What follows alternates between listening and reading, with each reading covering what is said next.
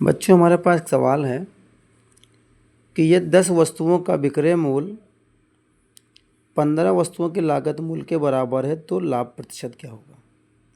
यानी कि 10 वस्तुओं का जो विक्रय मूल्य है, सेलिंग प्राइस है, वो 15 वस्तुओं के क्रय मूल्य के बराबर है। देखिए बच्चों, कैसे इसको लगाएंगे कि मान लेते हैं कि माना एक वस्तु का क्रय मूल्य बराबर 1 रुपया है।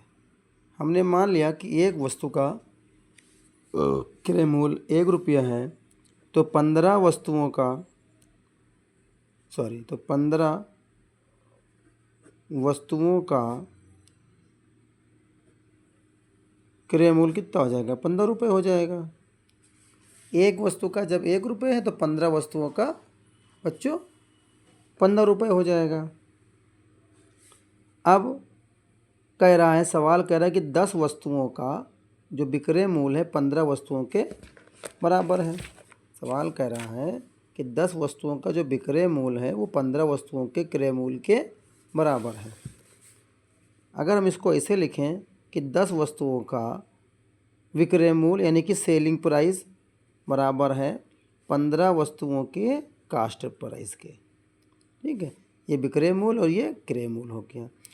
तो अब 15 वस्तुओं का जो 10 वस्तुओं का जो विक्रय मूल्य है वो 15 वस्तुओं के क्रय मूल्य के बराबर है। तो चूँकि ये हमको दिया गया है, सवाल में दिया है, तो 10 वस्तुओं का विक्रय मूल्य बराबर कितना हो जाएगा, 15 रुपये। चूँकि 15 वस्तुओं का जो क्रय मूल्य है वो कितना है, 15 रुपये।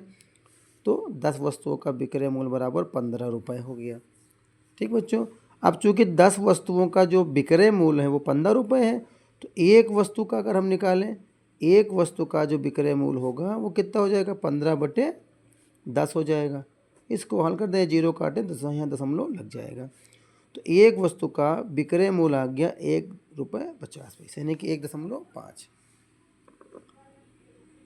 अब बच्चों हमको क्या निकालना है, लाभ निकालेंगे। तो लाभ बराबर क्या होता है, विक्रय मूल्य माइनस क्रय मूल्य। विक्रय मूल्य आया एक वस्तु पर 1.50 रुपया और क्रय मूल्य हमने निकाला था कितना, 1 रुपया एक वस्तु का, घटा दिया कितना आ गया, 0.5। अब प्रतिशत लाभ हमको निकालना है, यानी कि लाभ प्रतिशत। लाभ प्रतिशत का सूत्र होता है लाभ बटे क्रय मूल्य, यानी कि CP × 100।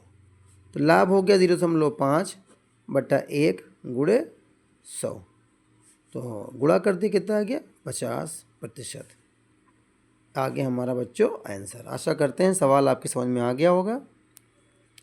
यदि सवाल समझ में आ गया हो, वीडियो हमारा पसंद आया हो तो हमारे चैनल को लाइक और सब्सक्राइब करना न भूलें। धन्यवाद बच्चों।